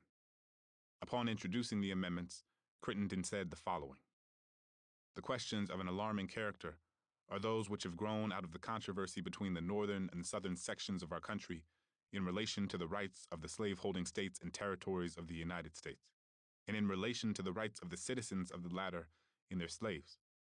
I have endeavored by these resolutions to meet all these questions and causes of discontent. Each of the 6 articles and 4 resolutions were specifically tied to the issue of slavery. Article 2, for example, stated, 'Congress shall have no power to abolish slavery in places under its exclusive jurisdiction, and situate within the limits of states that permit the holding of slaves.' Article 4 said, 'Congress shall have no power to prohibit or hinder the transportation of slaves from one state to another, or to a territory in which slaves are by law permitted to be held, whether that transportation be by land, navigable rivers, or by the sea.' Altogether, the amendments would have guaranteed the permanent existence of slavery in states south of the line demarcated by the 1820 Missouri Compromise. One amendment even attempted to make it impossible for future amendments to overturn the other 5. The proposal was supported by the majority of Southern politicians, but Northern Republicans, including Lincoln, refused to accept it. One of the most egregious features of the Lost Cause is the dramatic about-face that occurred after the war. When the war ended, the leaders of the Confederacy attempted to walk back or completely deny the centrality of slavery to the formation of the Confederacy. In 1881, 2 decades after his farewell speech to Congress, Jefferson Davis published A History of the Confederacy, claiming that slavery had nothing to do with the Civil War, and that there would have been a Civil War even if no American ever owned a slave. Alexander Stephens, vice president of the Confederacy, maintained that the explicit rhetoric in his infamous 1861 Cornerstone speech, in which he stated that slavery was the immediate cause of the late rupture and present revolution, and the Confederacy was founded on the great truth that the Negro is not equal to the white man, had in part been newspapers misquoting him. The reporter's notes of the event, taken contemporaneously and published widely, he said, were very imperfect. There is no shortage of documentation demonstrating that the Southern states seceded and began sowing the seeds of war in order to defend slavery. To look at primary source documents and convince yourself that the central cause of the war was anything other than slavery requires a remarkable contortion of history. 2 children ran behind me, chasing a ball that had begun rolling down the hill. Jeff smiled as he watched them and dabbed his brow with a cloth before placing it back in his pocket. He told me that he does not call the country's deadliest war the Civil War because it distorts the truth. We call it the war between the states, or of northern aggression against us, he said, because what they call the Civil War is not really the Civil War. Southern people don't call it the Civil War because they know it was an invasion. If you stayed up north, ain't nothing would have happened. When Jeff said nothing would have happened, I wondered if he had forgotten the lives of millions of black people who would have remained enslaved. For these people, the status quo that Jeff seemed beholden to would have meant remaining in bondage. Or did he remember, but not care?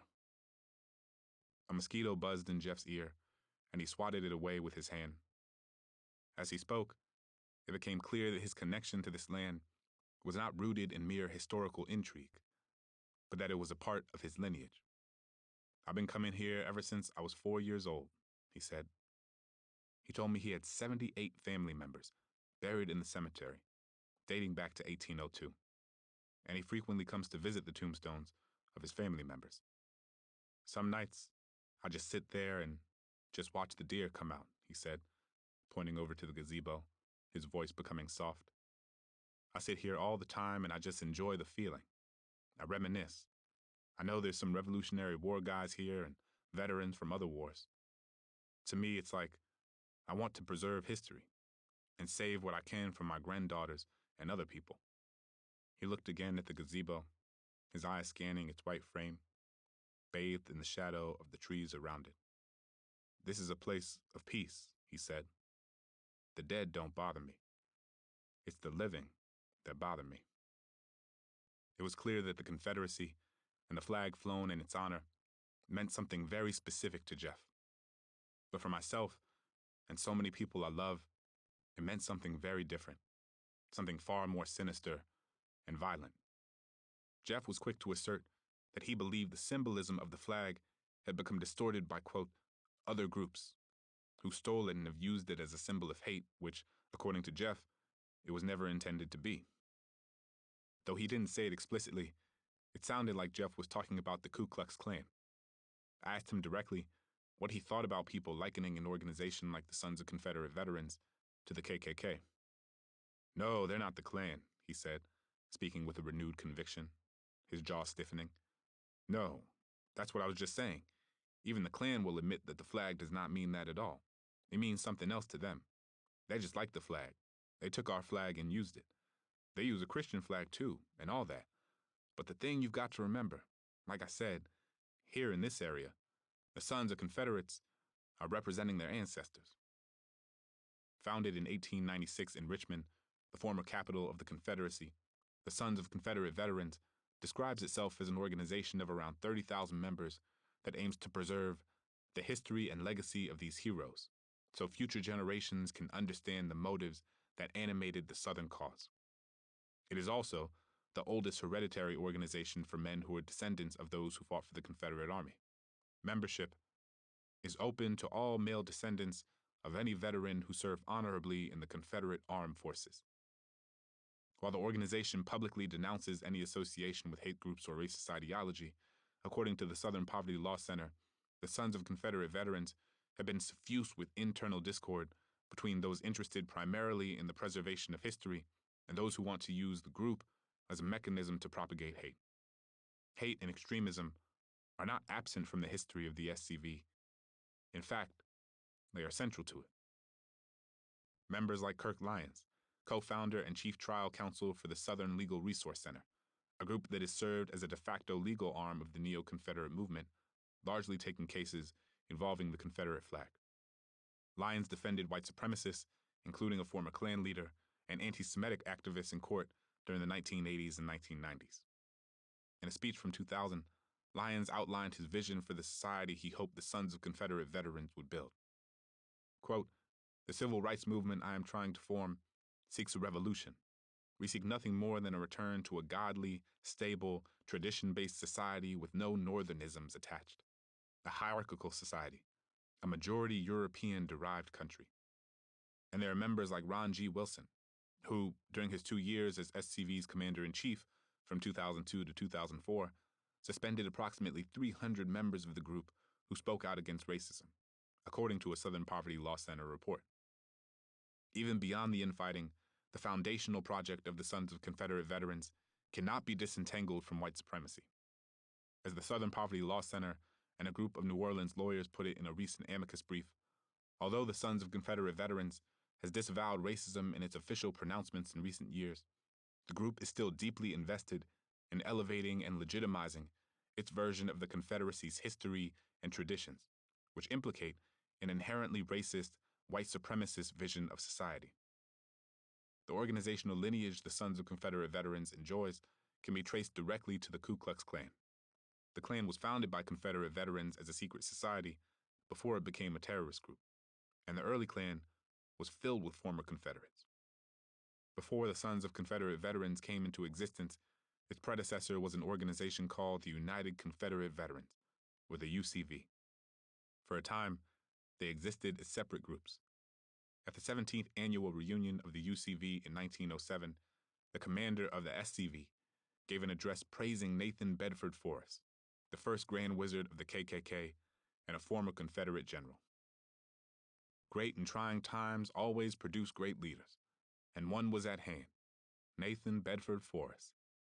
His plan, the only course left open, the organization of a secret government, a terrible government, a government that would govern in spite of black majorities and federal bayonets. This secret government was organized in every community in the South, and this government is known in history as the Ku Klux Klan. Here, in all ages to come, the Southern romancer and poet can find the inspiration for fiction and song. No nobler or grander spirits ever assembled on this earth than gathered in these clans. No human hearts were ever moved with nobler impulses or higher aims and purposes. Order was restored, property safe, because the Negro feared the Ku Klux Klan more than he feared the devil. Even the federal bayonets could not give him confidence in the black government which had been established for him, and the Negro voluntarily surrendered to the Ku Klux Klan. And the very moment he did, the invisible army vanished in a night. Its purpose had been fulfilled. Bedford Forrest should always be held in reverence by every son and daughter of the South, as long as memory holds dear the noble deeds and service of men for the good of others on this earth. What mind is base enough to think of what might have happened but for Bedford Forrest and his invisible yet victorious army? The United Daughters of the Confederacy, too, had publicly distanced itself from hate groups, especially following the 2017 attack in Charlottesville. A statement on their website says, "Our members are the ones who have spent 126 years honoring Confederate soldiers' memory by various activities in the fields of education, history, and charity, promoting patriotism and good citizenship. Our members are the ones who, like our statues, have stayed quiet in the background, never engaging in public controversy, and that the organization totally denounces any individual or group that promotes racial divisiveness or white supremacy. And we call on these people to cease using Confederate symbols for their abhorrent and reprehensible purposes." However, they too have a more complicated history. As historian Karen L. Cox remarks in her book Dixie's Daughters, UDC members aspired to transform military defeat into a political and cultural victory, where states' rights and white supremacy remained intact. Heidi Christensen, former president of the Seattle, Washington chapter of the UDC, before leaving the organization in 2012, said, "In their earliest days, the United Daughters of the Confederacy definitely did some good work on behalf of veterans and in their communities. But it's also true that since the UDC was founded in 1894, it has maintained a covert connection with the Ku Klux Klan. In fact, in many ways, the group was the de facto women's auxiliary of the KKK at the turn of the century. It's a connection the group downplays now, but evidence of it is easily discoverable. You don't even have to look very hard to find it." In 1914, Laura Martin Rose, who served as the historian and president of the UDC's Mississippi chapter, published The Ku Klux Klan, or Invisible Empire, which effusively praised the Klan and engaged in the worst of racist tropes.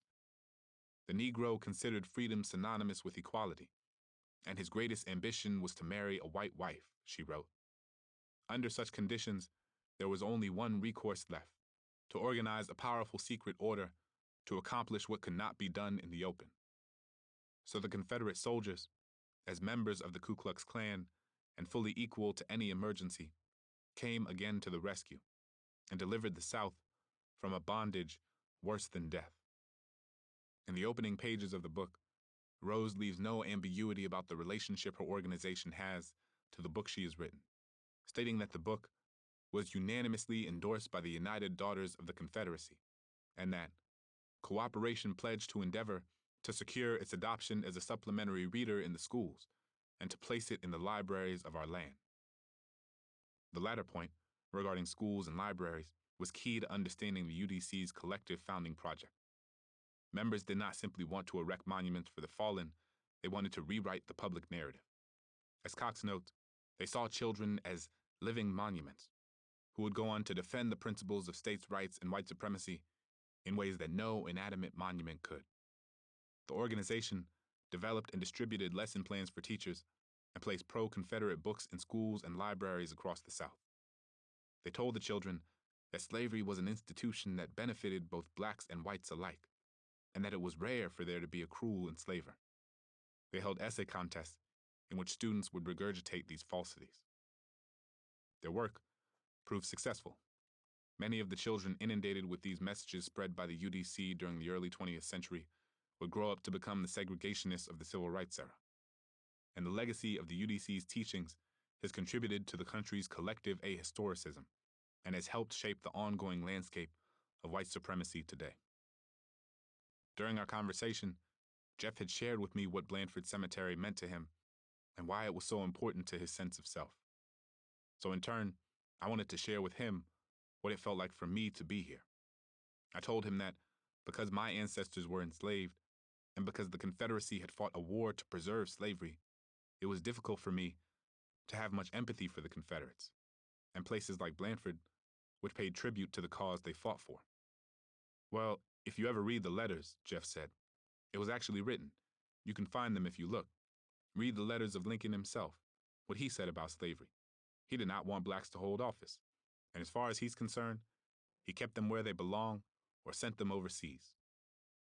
Lincoln did have a complicated history with slavery and his stance on emancipation. As historian Eric Foner notes, while Lincoln said that he had always hated slavery and called the institution a monstrous injustice, his commitment to ending slavery was not necessarily matched by his commitment to black equality. While some abolitionists saw the desire to end slavery and build a racially egalitarian society as inextricably linked, Lincoln thought of them as distinct. In a September 18, 1858 speech, as part of his fourth senatorial debate with Stephen A. Douglas, Lincoln claimed, "I will say that I am not, nor ever have been, in favor of bringing about in any way the social and political equality of the black and white races. That I am not, nor ever have been, in favor of making voters or jurors of Negroes, nor of qualifying them to hold office, nor to intermarry with white people. And I will say in addition to this, that there is a physical difference between the white and black races, which I believe will forever forbid the two races living together on terms of social and political equality. And inasmuch as they cannot so live, while they do remain together, there must be the position of superior and inferior. And I, as much as any other man, am in favor of having the superior position assigned to the white race." In fact, for much of his political career, Lincoln was a public advocate of colonization, a plan he pushed for throughout the first half of the Civil War. The idea behind colonization, sometimes called expatriation, the same plan that Jefferson advocated, was that it would be better for both white and black people if the latter emigrated and resettled in another country, either in Central America, the Caribbean, or Africa. Lincoln thought that abolition paired with colonization was the best path forward, as it ostensibly gave black people freedom and removed the concern that many Americans had about having to live alongside their black counterparts. On August 14, 1862, Lincoln brought a group of free black leaders to the White House in an attempt to convince them to lead a resettlement plan in present-day Panama. The proposal was not met with enthusiasm by the visitors and was roundly rejected by other black leaders who saw themselves as every bit as American as Lincoln when accounts were published in the press. Frederick Douglass scathed Lincoln, saying the President of the United States seems to possess an ever-increasing passion for making himself appear silly and ridiculous, if nothing worse. While some supporters of colonization suggested that millions of free black people posed a threat to the social order, Lincoln claimed that his support was rooted in a fear of white racism. According to Lincoln, white racism was so deeply entrenched that black people would never have the chance to be equal members of society. Lincoln's position was similar to many throughout the North, those who believed slavery should be abolished, but who did not want to share a society with or live alongside free black Americans. As Foner notes, for many white Americans, including Lincoln, colonization represented a middle ground between the radicalism of the abolitionists and the prospect of the United States existing permanently half slave and half free. It should be noted that Lincoln's position began to change after signing the Emancipation Proclamation and after seeing 200,000 black soldiers fight on behalf of the Union. A few days before his assassination, he endorsed the prospect of limited suffrage for certain groups of black people, albeit those he deemed, quote, very intelligent and who serve our cause as soldiers. There is evidence that Lincoln's position was continuing to evolve on the issue, but because of his untimely assassination after the end of the Civil War, we will never know for sure where he might have ended up.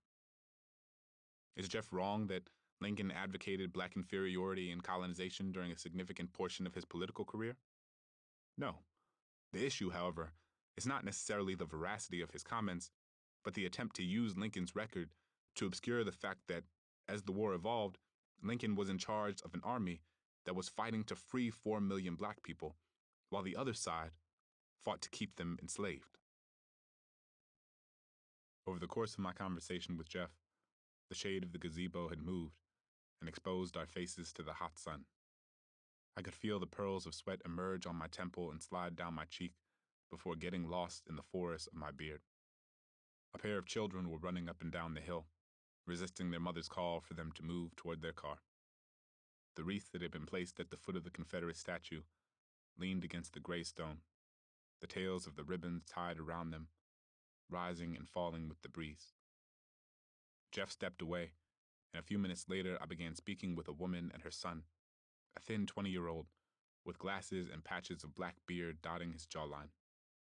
I had noticed the young man as one of the people dressed in Confederate regalia as part of the honor guard. I was actually a last-minute recruit, he said, introducing himself as Nicholas, his voice quick and nasally. I didn't even have my gun loaded. The last time I dressed up as a Confederate was 6 years ago, and that was at Pamplin Park, when I was 14 years old and having fun, he said. I asked Nicholas what it felt like to dress up in Confederate regalia, wondering if it reflected his allegiance to any particular side or narrative. I guess what it is, even though I'm more sympathetic to the Union side than the Confederate side, at the end of the day, I still think that both sides were brave men who deserve to be remembered. So that's what I was doing here. As I was speaking with Nicholas and his mother, another man dressed in Confederate garb, though much older than Nicholas, approached us and stood a few feet away. I watched him from the corner of my eye, but he was not hiding the fact that he was listening in. It was unclear if he was trying to intimidate me or if he was genuinely trying to join in on the conversation. How about yourself? I said, turning to him, preferring to address him directly rather than having him ominously hovering behind us. Have you been participating in these sorts of things for a while? Since I was 19. And how old are you now? Nicholas's mother asked from behind me. 48, he said. I turned more fully toward him, introducing myself and getting his name, Jason.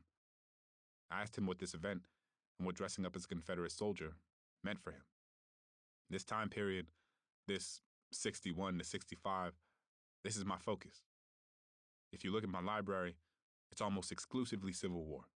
Other than children's books for my kids, this time period, it just gripped me.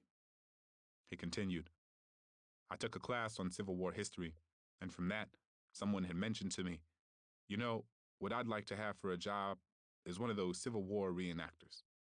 That would be a cool job, right? I didn't realize it's all volunteer. He laughed, Nicholas and his mother joining in. Are you similar to Nicholas in the sense that you're interested and kind of sympathetic to both sides? I asked. I understand both sides. I understand their way of thinking. Both sides.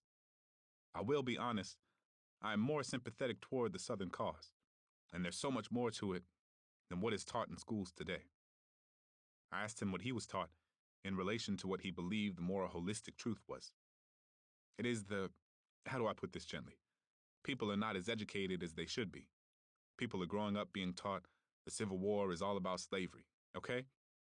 Then they grow up and they teach younger people, and then they grow up. And if that's all you hear every single day, and someone comes up to me and I say, well, that's not exactly true, let's talk about this. And they just think I'm crazy. No way. That's like me saying, and he pointed his finger at his chest, this is not really a shirt. So were you taught that slavery growing up was the central cause of the Civil War? I asked. That's what the textbooks say, he said. I asked Jason what he believed the actual cause was. Now see, that's a whole conversation, he said. It's so hard to just put that in a little 5-second blurb. It's complicated, said Nicholas's mother, a departing word before she and Nicholas excused themselves. I will tell you this. I've done a lot of research because I'm interested, Jason said. They've been taught all their life that the Confederates are racist, that this was a war over slavery. These men were fighting to keep slavery legal. And if that's what you grow up believing, you're looking at people like me wearing this uniform. Oh, he's a racist. We used to be able to stand on the monuments on Monument Avenue, those Lee and Jackson monuments. We can't do it anymore because it ain't safe. Someone's going to drive by and shoot me. You know? That's what I'm afraid of. I'm not standing out there for a racist reason. I thought it was unlikely that someone would shoot Jason for standing in front of a Confederate monument. In fact, groups and individuals far more extreme than the Sons of Confederate Veterans, white nationalists, neo-Nazis, and others with obviously hateful views, have received an astonishing amount of protection over the past several years from police officers preserving their right to free speech, even when it cost the city millions of dollars to do so. But there was also an irony in Jason's admission of fear. These monuments had been erected decades ago with the intention of rewriting history and instilling fear in black communities. And now, it was Jason who felt scared to stand in front of the same monuments. He then pointed to a man down the hill to our right. See this large man standing right over here, he said. He was the captain of my reenacting group. He recruited me into this hobby. He's in an international, he paused. Interracial is the word I'm looking for. Marriage. He looked at the man. Anybody who doesn't know him is going to say he's racist. But then when you see his wife, you may have a different perception. You know what I'm saying? While it certainly is not true that being in an interracial relationship means that someone can't be racist, it didn't feel like an issue worth pushing back on for the time being because I wanted to continue to hear what Jason thought about the war. I asked Jason whether, through the process of his research, he had found anything that suggested the reason the Southern states seceded was tied to slavery. No, he said. I will say there were politicians who will have very racist quotes, and you can look it up. There were probably large landowners who felt threatened by this talk. What? They want to get rid of slavery? Well, I can't do this job without the slavery. So I'm not saying that it didn't exist. That's the narrative. But as far as going to war and putting them through the absolute hell that these men went through, why would they do that? The average age was 17 to 22 for a Civil War soldier. Many of them had never even seen a black man. The rich were the ones who had slaves. They didn't have to fight. They were draft exempt. So these men are going to be out here, and they're going to be laying down their lives and fighting and going through the hell of camp life, the lice, the rats, and everything else, just so this rich dude in Richmond, Virginia, or Atlanta, Georgia, or Memphis, Tennessee, can have some slaves? That doesn't make sense. To me, it's common sense. No man would do that.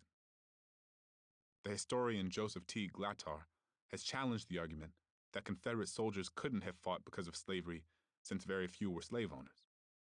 He analyzed the makeup of soldiers in the unit that would become Lee's Army of Northern Virginia and pointed out that the vast majority of the volunteers of 1861 had a direct connection to slavery.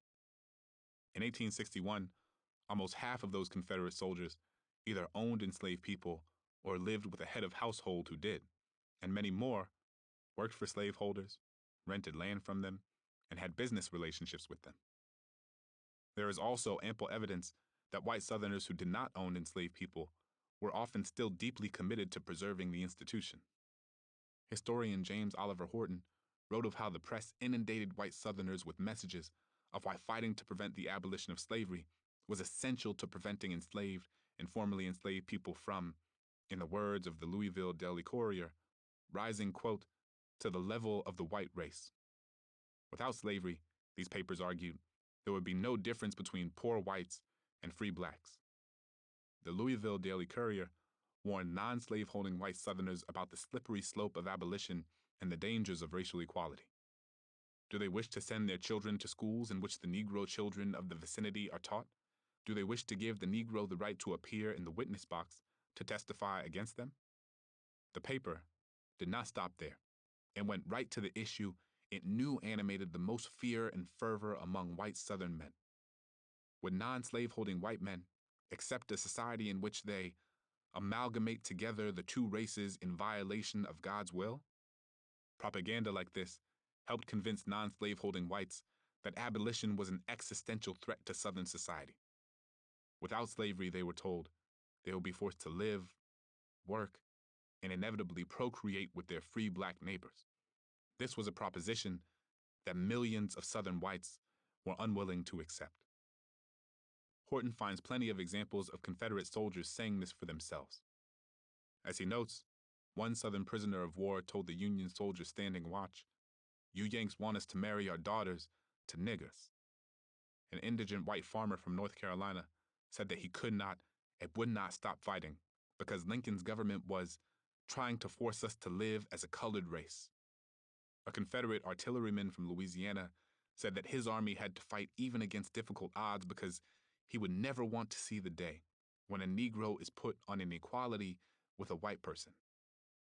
In his book, The Peculiar Institution, Slavery in the Antebellum South, historian Kenneth M. Stamp contended that the white Southerners who did not own slaves still actively supported the institution as, quote, a means of controlling the social and economic competition of Negroes, concrete evidence of membership in a superior caste, a chance, perhaps, to rise into the planter class. Or as historian Charles Dew says, if you are white in the antebellum South, there is a floor below which you cannot go. You have a whole population of 4 million people whom you consider, and your society considers, inferior to you. You don't have to be actively involved in the system to derive at least the psychological benefits of the system. White Southerners' commitment to the Confederate cause was not predicated on whether or not they owned slaves. The commitment was based on a desire to maintain a society in which black people remained at the bottom of the social hierarchy. A man I had seen in my periphery, speaking with my friend William, walked up to Jason and me. We shook hands as he and Jason greeted each other with warm familiarity. He's a treasure trove of information too, Jason said, pointing to the man. I mentioned that I had seen him talking to my friend on the other side of the gazebo. I've been in his ear good, and I gave William my telephone number if you need anything else, he said. I thanked him and told him that was very generous. He looked at me, his eyes searching my face. His face shifted. I told him, if you write about my ancestors, the air was now trembling between us. He leaned in closer. I want it to be correct. I'm concerned about the truth, not mythology. A few weeks earlier, after my first visit to Blandford, I had driven 30 minutes north to Richmond. When I arrived at Monument Avenue, I double-parked my car across the street, put my blinkers on, and walked toward the statue of Robert E. Lee a few hundred feet away. I craned my neck to see Lee's statue awash in sunlight, its bronze hue glimmering in the rays of late afternoon. The sculpture was enormous, a 21-foot tall statue thrust into the sky by a 40-foot white stone base. Lee sat in a magisterial position atop his horse, his general's uniform fastened tightly around his torso, the bottom of his jacket draped across his upper legs. I stood there, looking up at the statue long enough to feel its shadow move like a sundial around me, scanning its frame from the bottom of the pedestal to the top of Lee's head. This statue of Lee was not so different from the one I had grown up around. I was born and raised in a city filled with statues of Confederate soldiers, white men on pedestals and black children playing beneath them, where black people played trumpets and trombones to drown out the Dixie song that still whistled in the wind. In my hometown of New Orleans, there are at least 100 streets, statues, parks, and schools named after Confederate figures, slave owners, and defenders of slavery.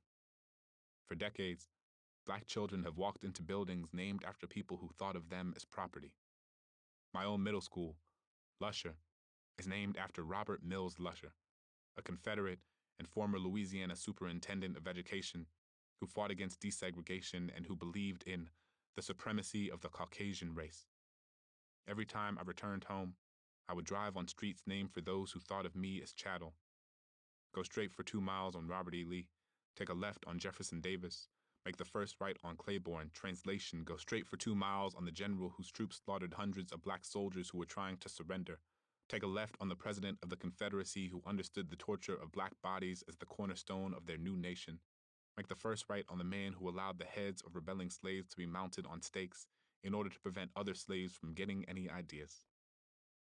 So much of the story we tell about history is really about the story that we tell about ourselves, about our mothers and our fathers and their mothers and their fathers, as far back as our lineages will take us. Throughout our lives, we are told certain stories, and they are stories that we choose to believe, stories that become embedded in our identities in ways we are not always fully cognizant of. For many of the people I met at Blandford, the story of the Confederacy is the story of their home, of their family, and the story of their family is the story about them. So when they are asked to reckon with the fact that their ancestors fought a war to keep my ancestors enslaved, there is resistance to facts that have been documented by primary sources and contemporaneous evidence. They are forced to confront the lies they have upheld. They are forced to confront the flaws of their ancestors. As Greg Stewart, a member of the Sons of Confederate Veterans, told the New York Times in the aftermath of the 2015 Charleston massacre, "You're asking me to agree that my great-grandparent and great-great-grandparents were monsters. Accepting such a reality would, for them, mean the deterioration of a narrative that has long been a part of their lineage, and the disintegration of so much of who they believe themselves to be in the world."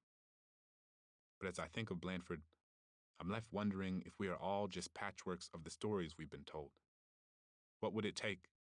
What does it take for you to confront a false history, even if it means having to fundamentally re-examine who you are and who your family has been? Just because something is difficult to accept doesn't mean you should refuse to accept it. Just because someone tells you a story doesn't make that story true.